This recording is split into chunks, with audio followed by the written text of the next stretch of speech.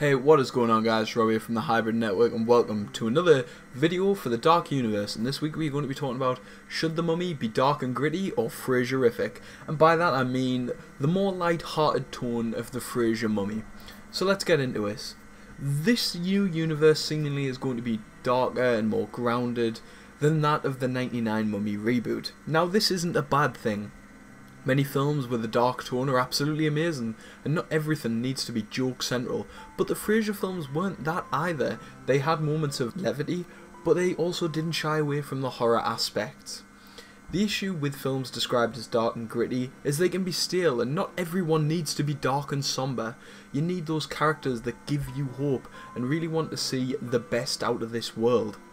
I'm going to use The Dark Knight as an example because this is the pinnacle of dark and gritty for me when it comes to these kinds of characters.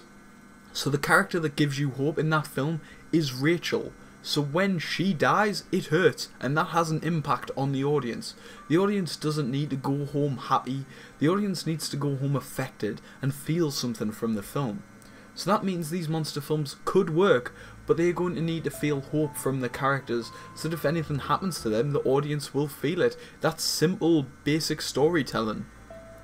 Now I don't think this universe would suit the lighter tone of the Frasier films. I'd prefer if this universe focused on the horror aspect and made these films genuinely scary. Now I know these films will be a 12A or aiming for that 12A range, so they can get as much money as possible because then they've got that broader audience. But that doesn't mean they can't be scary. There are ways to work around certification, and they need to really push the boundaries of it. Now my fear is that they are going to make this dark and gritty, but doing that will lose the life of these monsters and they'll just become kind of all mash into one and become one monster that doesn't really have a unique personality because they're just dark and gritty, and all the side characters are just going to be dark and have dark pasts and dark secrets.